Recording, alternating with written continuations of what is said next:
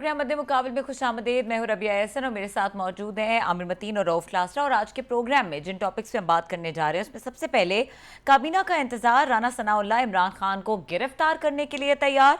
Supreme court के फैसले के बाद पीटीआई अमरीकी साजिश बयानिए को बड़ा झटका। फवाद चौधरी ने जजेस एस्टैब्लिशमेंट को धमकी दे दी। इमरान खान फैसला सुनकर तकलीफ में मुब्तला।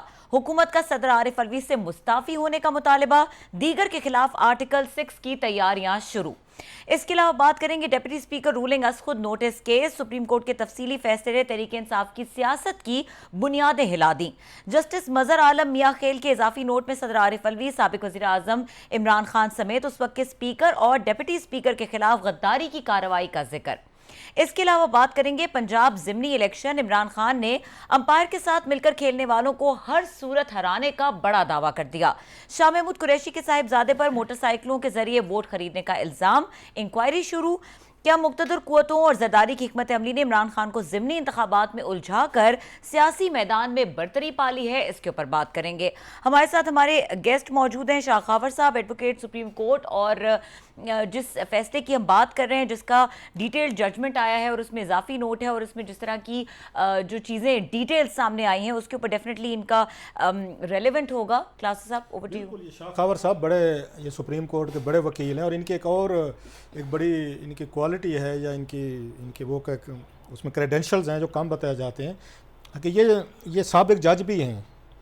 सो इसलिए इनकी ओपिनियन जो है ना, ये सारी जजमेंट्स खुद भी लिखते रहे हैं, मतलब पढ़ते भी रहे हैं, आर्गू भी करते रहे हैं। आजकल वो सुप्रीम कोर्ट को इससे पहले भी करते, वन ऑफ द बेस्ट मतलब जजेस, वेरी सेन वॉइस।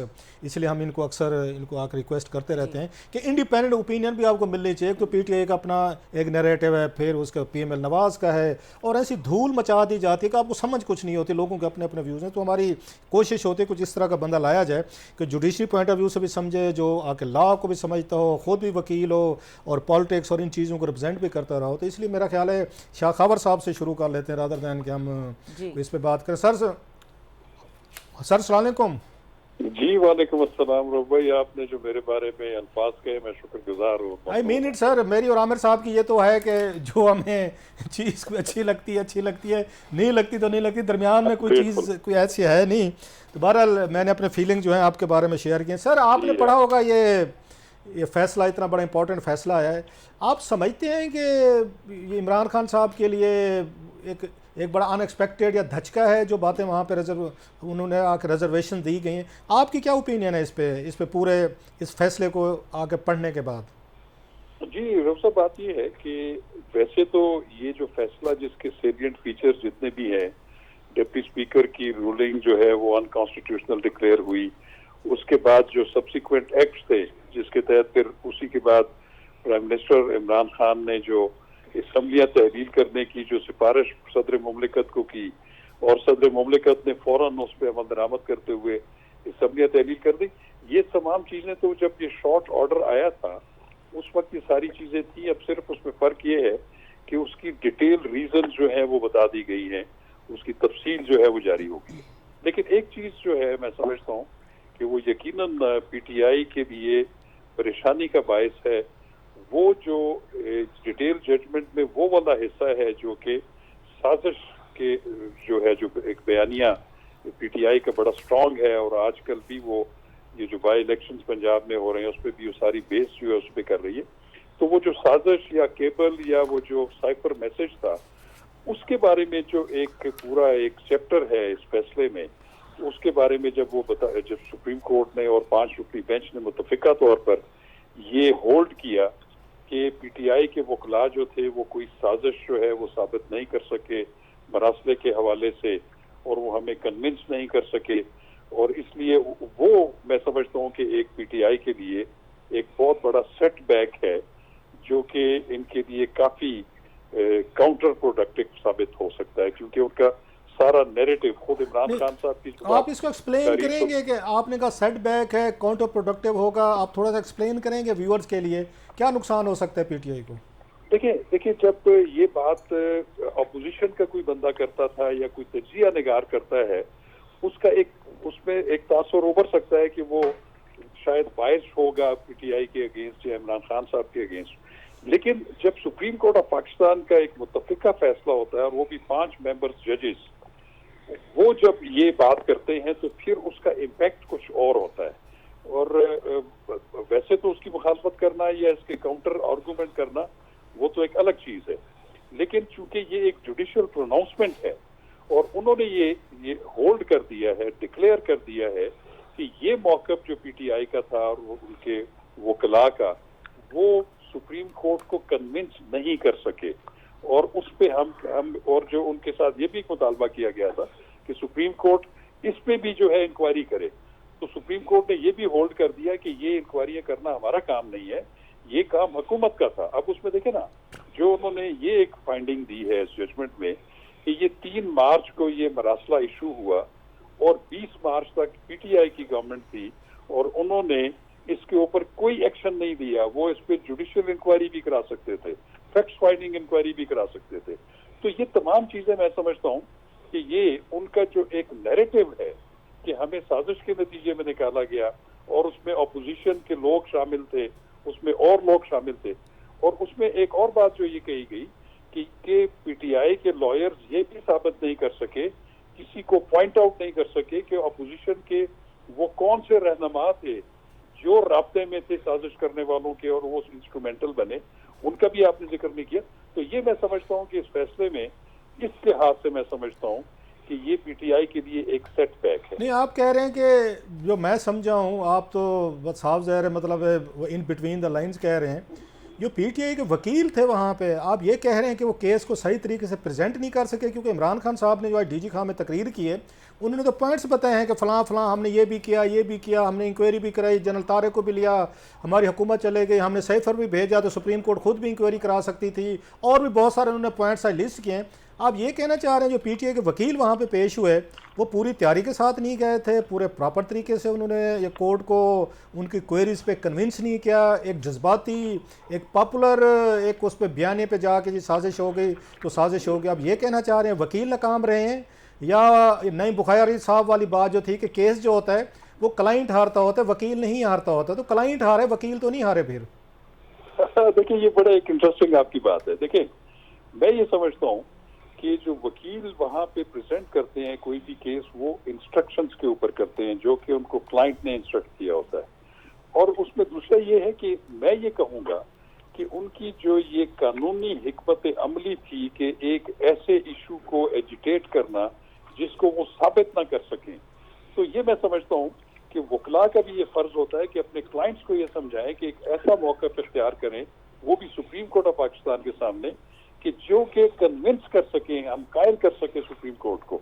तो मैं समझता हूँ कि ये इस इशू को वहां पे लेके जाना और उस पे बगैर होमवर्क के, बगैर सबूत के, सिर्फ मफरूजों की बुनियाद पर वहां पे आर्गू करना, मैं समझता हूँ कि ये इनकी एक गलत कानूनी हिकमत अमली में इसको कह सकते हैं। मेरे ख्याल आमिर मतीन साहब कुछ पूछना चाहेंगे आपसे, कोई सवाल आता? आमिर भाई आप। नहीं, बड़ी शाह खबर साहब के बात करते हुए तो इंसान वैसे डरता है, बहुत अच्छी ये बात करते हैं, उनके एक और मैं भी खुद ही कर दूं कि आजकल बड़ी पार्टीजन पॉलिटिक्स हो गई है और उसके अंदर हमारे वकला हजरात भी शामिल हो गए हैं कि मोस्ट लोगों के मतलब पता है कि ये लेफ्ट के हैं या राइट के हैं, ये बड़ी इंडिपेंडेंट ओपिनियन लेते हैं।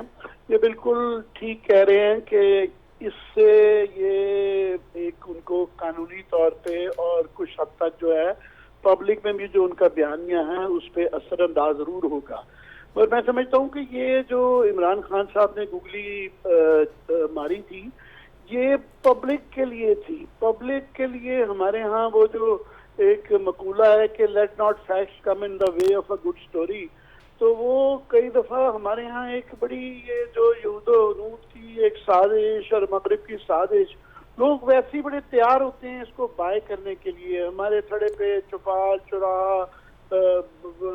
इस तरह वहाँ पे ये बात बड़ी मानी और इसका काफी हद तक पब्लिक ने, मैं समझता हूँ कि वोटर ने एक साइजेबल तबका होगा कि वो कम जरूर, इससे फर्क जरूर पड़ेगा, ये नहीं मैं कह रहा नहीं पड़ा, वो उसको फर्क मगर लार्जली बाय कर लिया है। और वो मेरा ख्याल वो नजर भी आ रहा है कि उनके जो जलसे वलसे जितने बड़े हो रहे हैं लोग, ये बैरूनी साजिश, क्योंकि हम हमेशा इनवर्डली अपने रिफॉर्म नहीं करते, हमारी हमेशा से ये बयानिया रहा है पाकिस्तान के अंदर कि जो हम तरक्की नहीं कर पाए इसमें अमेरिका का कसूर है, इसमें इंडिया का कसूर है, इसमें बैरूनी ताकतों का कसूर है, हमने अपनी तरफ कभी देखा ही नहीं है। तो ये बड़ा फिट इन होता है, पहली बात। दूसरी मैं चाहूंगा खावर साहब से, शाह साहब से, ये जो दूसरा फैसला आया है जिसके अंदर अदालत ने इजाफी नोट के अंदर जस्टिस मंदुक साहब ने इशारा दिया है, सजेशन है कि ये सदर पाकिस्तान पे, फार्मर वजीर आजम पे और डिप्टी स्पीकर पे गद्दारी का मुकदमा हो सकता है। ये मैं इनका ओपिनियन उस पर जानना चाहूंगा कि लीगली उसकी क्या कितनी हैसियत है, तो उसके बाद मेरे अपने भी ख्याल आता है, मगर मैं पहले इनको सुनना चाहूंगा। जी आमिर वतीन साहब, ये जो मजहर आलम या खेल साहब जस्टिस जो हैं, उनका जो इजाफी नोट है, हालांकि ये कोई इख्तलाफी नोट नहीं है, उसकी वजह यह है कि वो 5 रुकनी फैसले से वो बिल्कुल मुत्तफिक है और उसका पार्ट है, लेकिन उन्होंने इससे जरा मजीद आगे जाके थोड़ी सी बात की है।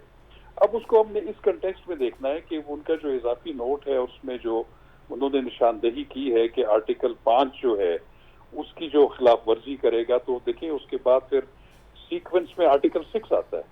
तो उन्होंने एक सजेस्ट ये किया है कि अगर कोई भी हुकूमती शख्सियत या रियासत की कोई शख्सियत इनहराफ करती है आइन की किसी शिक से, या उससे डेविएट करती है, या उसको इग्नोर करती है, उसको फॉलो नहीं करती, तो क्या उसको महज जो है अनकॉन्स्टिट्यूशनल डिक्लेयर कर देना काफी होगा या उनके खिलाफ कोई कार्रवाई भी होनी चाहिए।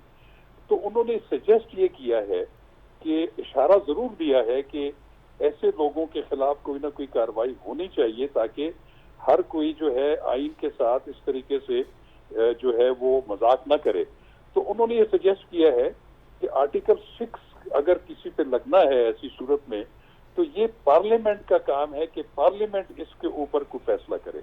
अब अगर आप इसको इस तनाजुर में देखें, आर्टिकल 5 क्या कहता है? आर्टिकल 5 ये कहता है कि रियासत की वफादारी जो है ये हर शख्स का फर्ज वदीन है, और आइन और कानून की पासदारी और उस पर अमल करना ये भी एक इनवायलेबल ऑब्लिगेशन है हर शहरी की कि उसने करनी है।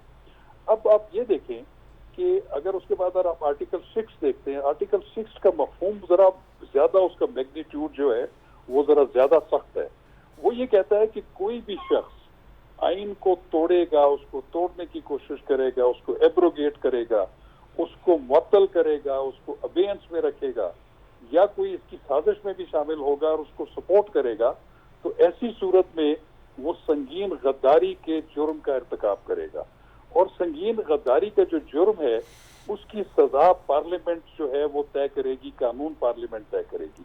तो एक कानून तो ऑलरेडी मौजूद है, हाई ट्रीजन एक्ट गालबन 1974 का है, उसमें फिर एक तरीकाकार लिखा है कि जिसने गद्दारी की है या आइन को तोड़ा है तो वो उसके मुताबिक ट्रायल होगा। आपने देखा होगा कि पाकिस्तान की हिस्ट्री में सिर्फ एक हाई ट्रीजन केस हुआ है, वो जनरल मुशर्रफ के अगेंस्ट हुआ है। वो भी सुप्रीम कोर्ट ऑफ पाकिस्तान ने एक फैसले में ये होल्ड किया था कि ये जनरल मुशर्रफ और उनके साथ 2 और भी थे कि वो हाई ट्रीजन के मुर्तकिब हुए हैं और उन पे आर्टिकल 6 के तहत हुकूमत पे ये फर्ज है कि वो उस पे जो है वो कार्रवाई करें।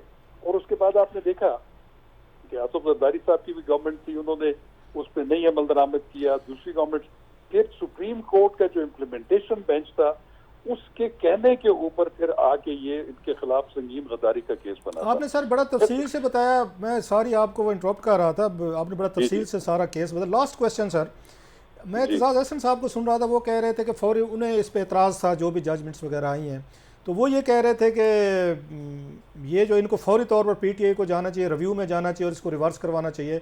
आप क्या समझते हैं सर, मुख्तसरन अगर हमें बताएं, रिव्यू में जाके चांसेस हैं कोई? रिव्यू में जाना तो हर एक का बिल्कुल उसका हक है अगर वो समझते हैं कि उसमें कोई कानूनी हुक्म है।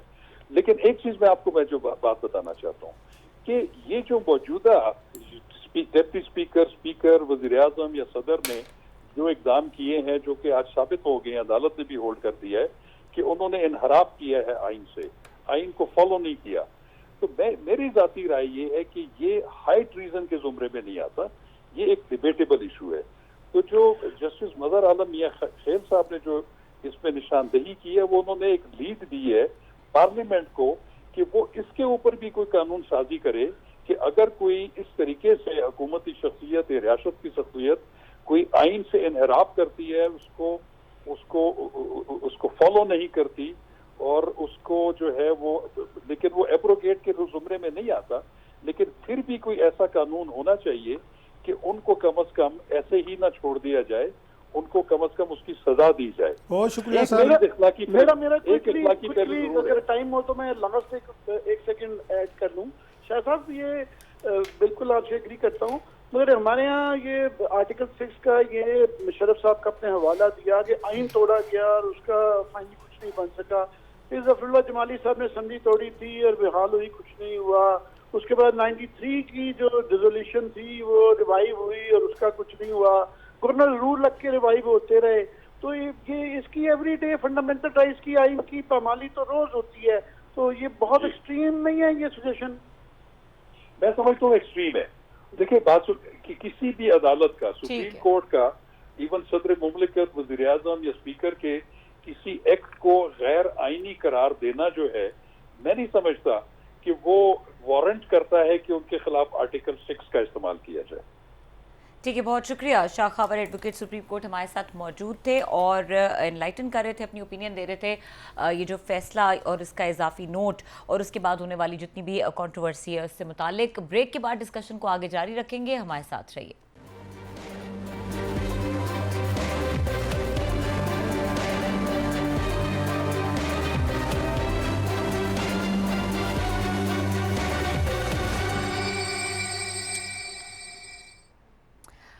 वेलकम बैक और बात करेंगे पंजाब के ज़िमनी इलेक्शन के हवाले से। और इस सेगमेंट में हमें ज्वाइन करेंगे लिया से सीनियर जर्नलिस्ट हैं मोहसिन अदील चौधरी साहब, जिनसे हम सिचुएशन जानेंगे लिया की। बड़े बड़े जलसे हो रहे हैं, जलसों का साइज़ क्या इम्पैक्ट क्रिएट कर रहा है और एक्चुअली जो ग्राउंड पे सिचुएशन है वो जाननी ज़रूरी है। नेक्स्ट सेगमेंट में हमें मुल्तान से ज्वाइन करेंगे जमशेद रिजवानी, सीनियर जर्नलिस्ट, और उनसे जो मुल्तान का होने वाला बड़ा मार्का है उसके बारे में पूछेंगे। तो क्लास साहब, अभी हमारे साथ मोहसिन अदील साहब मौजूद हैं, उनसे लिया की सिचुएशन पता कर लेते हैं। हाँ, मैं क्योंकि खुद लिया का हूँ, लिहाजा हो सकता है मेरे बैसेज हूँ, लेकिन मैं इस वजह से उसको लिया को सीरियस ले रहा हूँ। और भी हल्कों में इलेक्शन हो रहा है कि इमरान खान साहब और मरियम साहिबा ने बड़े जलसे किए वहाँ पर। स्पेशली इमरान खान साहब का बड़ा जलसा था लिया की तारीख में, शायद उस पर था। तो एक उन्होंने इंपॉर्टेंस तो दे रहे हैं। सवाई थाट के मोहसिन अदील हमारे बड़े अच्छे दोस्त हैं, बड़ा अच्छा ये जर्नलिस्ट हैं लिया के, he is doing very well, बड़ा अच्छा बोलते हैं और इनकी बड़ी गहरी निगाह है। तो मैंने कहा मोहसिन से पूछ लिया जाए कि आखिर इमरान खान और इनको मरियम नवाज साहबा को ऐसी क्या चीज़ थी जो दोनों को लिये के थल के सहरा में ले गए जुलाई के महीने में। मेरा ख्याल मोहसिन से पूछते हैं। जी मोहसिन, अस्सलाम वालेकुम। जी वालेकुम अस्सलाम सर। वो सर जी बताएंगे ज़रा कि इतनी बड़ी यहाँ पे धूल मची हुई है कि उन्होंने कहा दोबारा आपके ज़िले को तहसील बनाया जा रहा है। वो मरियम साहबा के जो मुँह से निकल गए उसके अलहदा मजाक बन रहे हैं। खान साहब गए हैं, कोई बताएंगे कि इतना बड़ा मैच है वहाँ पे कि इमरान खान साहब और मरियम साहबा को वहाँ पे लिया जाने की ज़रूरत पड़ गई है, वो भी ये जुलाई में वहाँ पे थल के सहरा में, तपते सहरा में। ज़रा हमें तफसील से बताएंगे कि क्या मैच चल रहा है वहाँ पे और अगेन किसके चांसेस हैं, आपका ख्याल है, लोग जानना चाहेंगे। जी क्लासर साहब, देखिए ये तो अब हर बंदे को पता है कि ये सिर्फ 20 हल्कों तक महदूद नहीं है। ये जंग पंजाब की भी है और इसके अलावा ये नेशनल सतह की भी जंग है। यहाँ से अगर नून लीग आउट होगी तो पंजाब से भी आउट होगी और मरकज में भी उसे मुश्किलात का सामना होगा। इस वजह से ये जंग अब यूँ समझ लीजिए कि जनरल इलेक्शन से भी ज्यादा ये इलेक्शन जो है अहमियत इख्तियार कर गया है और इसी वजह से यहाँ पे उन्हें आना पड़ा। और दोनों बड़े जलसे हुए हैं, बड़े शानदार जलसे हुए हैं। पीटीआई के बयानिया जहाँ पे सर जिस तरह कहते हैं ना जादू सर चढ़ के बोल रहा है, वही पोजीशन है। और दूसरी तरफ मरियम नवाज का जो शहर है वो भी मतवालों पे तारी है। यहाँ पे दोनों बड़े जलसे हुए हैं, एक दिन के वक्फे से दोनों जलसे हुए थे। और इस बार हमने देखा है कि नून लीग का भी जो है वो चार्ज था, क्राउड था। यहाँ पे 3 उम्मीदवारों के दरमियान मुकाबला है। पाकिस्तान मुस्लिम लीग नवाज ने जो यहाँ से डिस्ट्रीब्यूट हुए हैं, लाला ताहिर रंधावा, उन्हें दोबारा टिकट जारी किया है। उन्होंने आजाद हैसियत से पहले इलेक्शन लड़ा था और मुस्लिम लीग नवाज और पाकिस्तान तहरीक इंसाफ दोनों के उम्मीदवारों को उन्होंने शिकस्त दी थी। जबकि पीटीआई ने अपने साबका उम्मीदवार कैसर अब्बास मुगस्सी को ही एक बार फिर मैदान में उतारा है। यहाँ पे एक बात है कि नून लीग का जो साबका उम्मीदवार थे मलक रियाज, वो उन्हें विड्रॉ कराने की बहुत कोशिश की गई लेकिन वो उन्होंने विड्रॉ नहीं किया और अभी तक वो मैदान में हैं और अभी भी उन्हें विड्रॉ कराने की कोशिशें की जा रही हैं। 10,000 के मार्जिन से 10,516 वोटों के मार्जिन से जो है ताहिर रंधावा ने दोनों जो है पाकिस्तान तहरीक इंसाफ के और मुस्लिम लीग नवाज के जो उम्मीदवार को हराया था। यहाँ पे बड़ा कांटेदार जो है कलासरा साहब मुकाबला होगा। पीटीआई का बयानिया है जो कि लोगों को अट्रैक्ट कर रहा है। आप अगर शहरी हल्कों में यहाँ पे मजमूई तौर पर मैं आपको बताऊं कि 9 यूनियन काउंसिलें हैं, जबकि 2 म्यूनिसिपैलिटीज इसमें आती हैं। 6-7 यूनियन काउंसिल हमारी जो है वो मुकम्मल सहराई थल पे जो है मुश्तमिल है, जबकि म्यूनिसिपैलिटी जो चुबारा है और उसके अलावा चौकाज़म है, ये शहरी हल्के जहाँ पे जो है वो दिया जा रहा है। इन इलेक्शन की जो है सूरत हाल पे जो है यहाँ पे वोटिंग का अच्छा, इमरान खान साहब, ये आमिर साहब भी हमारे साथ हैं, पूछेंगे कोई सवाल आपसे। कोई इमरान खान साहब के जाने से ज्यादा असर हुआ है या मरियम नवाज साहब ने कोई ग्राउंड वहाँ पे कोई अचीव किया है? कोई आपकी क्या रीडिंग है? दोनों जलसे आप देख चुके हैं, वहाँ पे कवर भी किए होंगे, तो ज्यादा इम्पैक्ट किसका नजर आ रहा है, इमरान खान साहब का या मरियम नवाज साहब का? हाँ जी, इमरान खान साहब का तो ये था कि उनका बयानिया पहले भी लोगों की जुबान पे था और उनके आने से उन्होंने यहाँ पे ज्यादा जो है वो फोकस अपना रखा है मुख्तलिफ हलकों के ऊपर, इलेक्शन कमीशन के ऊपर। और आपके इल्म में होगा कि इलेक्शन कमीशन ने लिया की तकरीर का नोटिस भी लिया है, जिसमें चीफ इलेक्शन कमिश्नर को जो है उन्होंने टारगेट किया था। यहाँ पे उन्होंने उनके हवाले से गुफ्तगू की कि वो मिले हुए हैं, तो इसकी पैमरा से उन्होंने इसकी वो तकरीर भी मंगवा ली है और इनसे वजाहत भी तलब की है। जबकि दूसरी तरफ कलासर साहब जो मरियम नवाज का जलसा था, उन्होंने ये फोकस किया कि आप शेर के निशान पे मोहर लगाएं, क्योंकि साबका जो नून लीग का उम्मीदवार था वो शेर के निशान पे वो भी मैदान में है, इसलिए वो ये तासर देना चाह रहे थे कि उसको वोट नहीं जाना चाहिए नून लीग के। अगर कोई लास्टली आपका क्या ख्याल है, रीडिंग क्या है, who is going to win? Sir, PMLN जीतेगी, उसकी बहुत सी वजूहात हैं, क्योंकि यहाँ पे जो है उसने साबका लोगों को भी हराया है और यहाँ की 4 बड़ी गद्दियां जो है रूहानी गद्दियां हैं, चारों की चारों जो है उनके साथ है।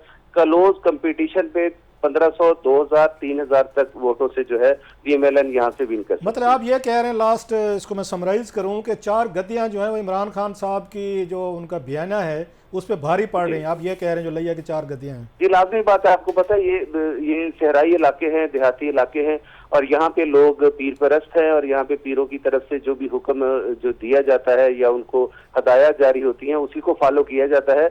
और इसके साथ साथ हालिया दिनों में कल बल्कि ऐलान किया है हज़रत सुल्तान बाहू साहब की, जो सहराई थल में उनका बहुत असर रसूख है उनकी गद्दी का, तो उनकी तरफ से भी नून लीग की हमायत का ऐलान किया। मरियम नवाज खुद कल जलसे पे आने से पहले वहां पे उनके घर गई, सुल्तान फयाज साहब के घर के पास, और उनसे उन्होंने रिक्वेस्ट की, पहले वो आजाद उम्मीदवार की हमायत करने जा रहे थे, तो इसके बाद उन्होंने भी यहाँ पे मुस्लिम लीग नवाज की हमायत का ऐलान किया है। और फिर दूसरे नंबर पे ये आबादकार हैं और बाकी 2 जो हैं वो लोकल हैं, और आबादकार होने के नाते हाफ वोट यहाँ पे 50% वोट है और 50% में से एक आबादकार के खड़े होने का भी जो है उन्हें एज हासिल होगा। ठीक है, बहुत शुक्रिया। मोहसिन अदील चौधरी हमें अपडेट कर रहे थे जो लिया की सिचुएशन उस हवाले से, और जैसे मैंने बताया कि जमशेद रिजवानी हमें नेक्स्ट सेगमेंट में ज्वाइन करेंगे, उनसे अपडेट लेंगे अबाउट मुल्तान भी बहुत इंपॉर्टेंट मुकाबला है और उसके बारे में कुछ कंट्रोवर्सी भी आई है, उसमें इंक्वायरी वगैरह शुरू हो गई है, देखते हैं उसके ऊपर भी बात करेंगे। हमारे साथ रहिए।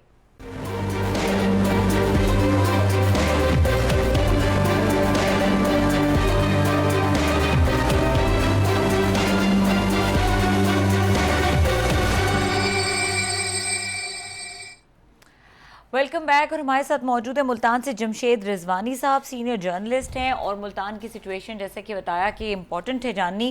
क्लास साहब, मेरा ख्याल जमशेद से पूछ लेते हैं, बल्कि आमिर मतीन साहब आप ही शुरू करें सर। मैं क्या मुल्तान के बारे में को आप जमशेद से पूछें जरा। मुल्तान में जो है मेरा ख्याल सबसे बड़ी अथॉरिटी मैं मानता हूँ जमशेद रिजवानी साहब को मानता हूँ। जमशेद रिजवानी साहब अभी दोनों अभी जलसे चल रहे हैं, बड़ी रूज पे 1-2 दिन में फैसला होना है। मेरा सवाल आपसे ये है कि इस वक्त मुकाबला ये है कि एक तरफ इमरान खान अपना बयानिया बेच रहे हैं और पहली दफा वो कोशिश कर रहे हैं कि इशू बेस्ड हो जाए, तो बाकी दूसरी तरफ से जोड़ तोड़ की सियासत है, तो आपके ख्याल में कौन सा पलड़ा भारी है?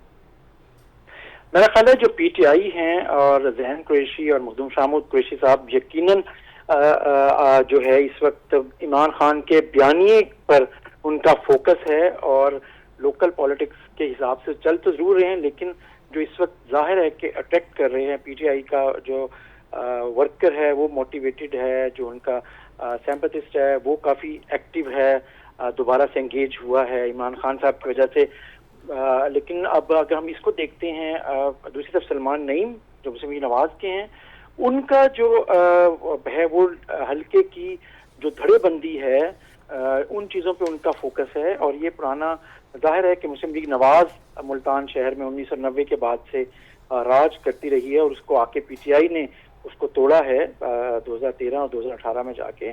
तो अगर आप देखें तो इस वक्त जो सलमान नईम की पॉलिटिक्स है वो यही है कि मुस्लिम लीग नवाज का वोट और प्लस जो उनके डायनेमिक्स हैं, जिसमें हमने पहले भी एक दफ़ा आपके प्रोग्राम में बात की कि राना महमूद हसन मुस्लिम लीग के जो सेनेटर हैं और साबिक सूबाई वजीर वहीद आराई, ये दो फैक्टर्स हैं जिनको बहरहाल डिसाइसिव हैं मुस्लिम लीग नवाज की मैक्सिमम वोट को कैटर करने के लिए। उसमें इनकी जो अब लेकिन जो इस वक्त सिनेरियो है, कल मरियम नवाज ने इसी हल्के में आके जवाब देना है, खिताब करना है, जो आज इमरान खान साहब ने अपने बयानिए की बुनियाद पे किया है, जबकि वो आकर किस तरह से आखिरी जो कहते हैं हथौड़ा मारना है, स्ट्राइक करनी है, वो मरियम नवाज क्या करती हैं, इसका क्या जवाब देती हैं। इस वक्त सिनेरियो है, वो सिनेरियो ये है कि बाज़ाहिर ये लग रहा है कि आपका जो पोलिंग डे स्ट्रेटजी है उस दिन किसकी बेहतर होगी इलेक्शन लड़ने के और बाय इलेक्शन लड़ने के। एक आपको पता है कि पाकिस्तान में किस अंदाज में आपको अपनी हिकमत अमली बनानी पड़ती है, आपके साथ टीम कैसी होती है, आप किस हद तक वोटर्स को बाहर निकालने में कामयाब होते हैं। बाई इलेक्शन मेरा ख्याल है कि शहर में मखदूम साहब का पहला एक्सपीरियंस है और सलमान नईम का भी पहला एक्सपीरियंस है मुस्लिम नवाज के हवाले से, तो दोनों का तजर्बा बाय इलेक्शन का बहरहाल नहीं है। लेकिन जमशेद इस पे साहब जरा मुल्तान की पॉलिटिक्स आप बड़े, जैसे आमिर भाई ने कहा, मैं भी खुद 8-10 साल मैंने भी रिपोर्टिंग की है, चीज़ों को बड़ा करीब से देखे, बड़ा फ़र्क पड़ जाता है लोकल का वहाँ के या उसमें दीगर एलिमेंट्स हैं, एक अच्छी खासी फाइट होती है। यूसुफ रज़ा गिलानी साहब भी बड़े इस पे एक्टिव हैं साहब, ज़रा उनकी और शाहमुद कुरैशी साहब की भी ज़ाती एक लड़ाई हो चुकी है, सेनेट में हमने उनकी तकरीरें सुनी, वो भी एफर्ट्स कर रहे हैं। और साथ में जो खबर आई थी वो कितनी सच्चाई है कि वो जैन कुरैशी साहब जो हैं वो ये कह रहे हैं जनाब के 10 बंदे लेकर आएँ, 10 वोट लेकर आएँ तो मैं मोटरसाइकिल दूंगा। इन खबरों में कितनी उसमें सच्चाई है या दुश्मनों की यहाँ पे उड़ाई हुई है ये?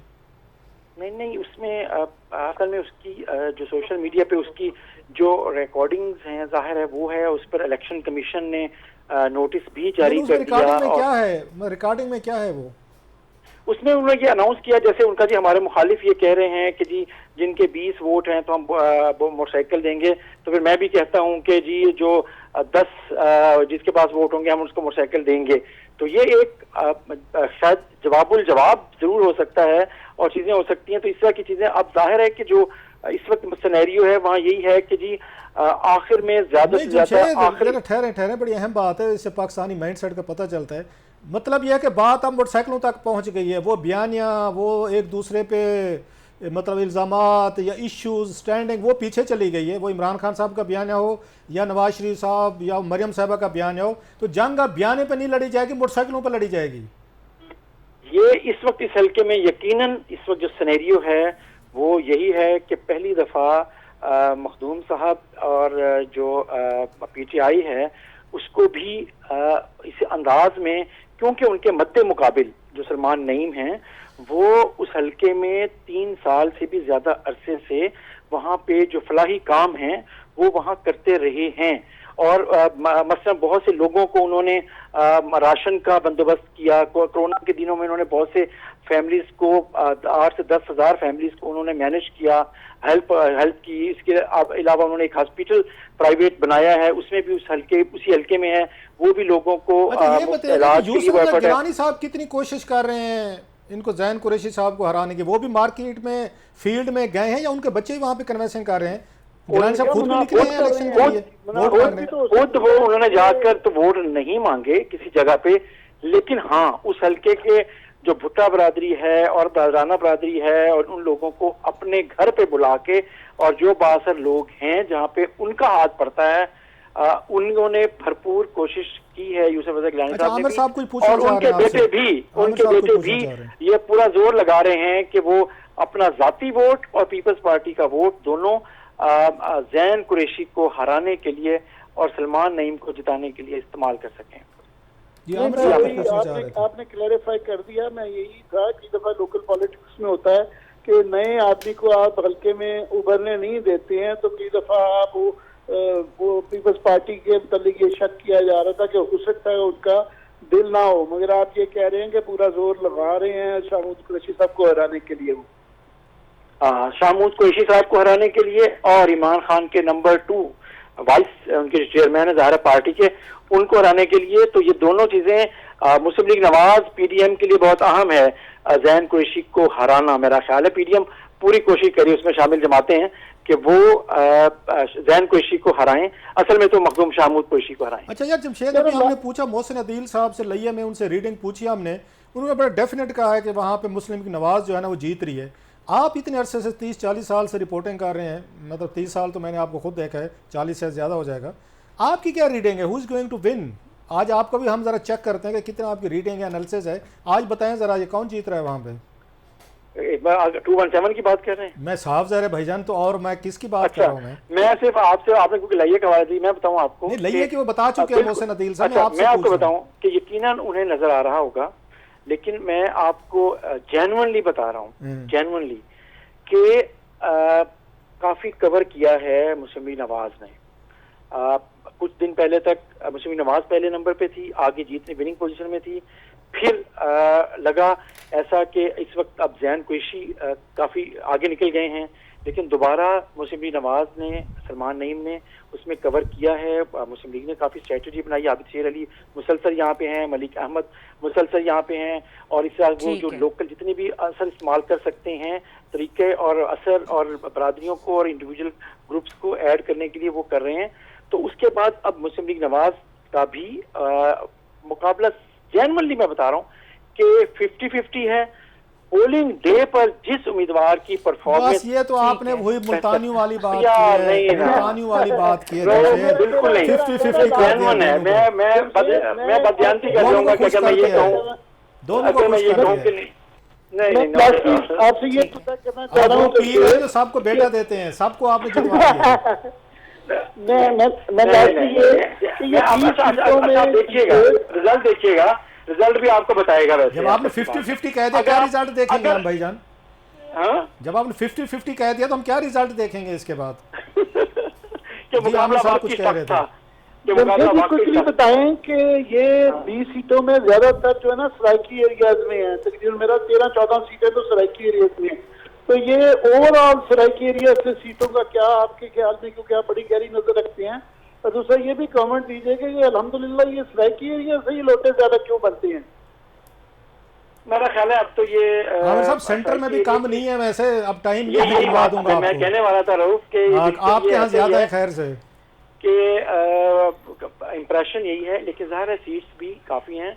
और दूसरी बात यह है कि इधर अगर आप देखें तो अगर आप बात कर रहे हैं तो लोधरा की एक सीट टीपी 224, मुल्तान टीपी 217, और आपने जो ये 2 सीट्स ऐसी हैं जिस पर पीटीआई बहुत होपफुल है। ठीक है। और लिया वाली जो सीट आपने बात की कि मोहसिन अदील कह रहे हैं कि मुस्लिम नवाज का जो उम्मीदवार है वो आगे है, लेकिन जो इनकी लीडरशिप है, खुद मुस्लिम नवाज की लीडरशिप भी ऑफ द रिकॉर्ड या ड्राइंग रूम में बैठ के बात करती है कि हमारी लिया की सीट कमजोर है। ठीक है, बहुत शुक्रिया। जमशेद रिजवानी सीनियर सहाफ़ी हमारे साथ मौजूद थे, मुल्तान की सिचुएशन बाय इलेक्शन के हवाले से हमें बता रहे थे।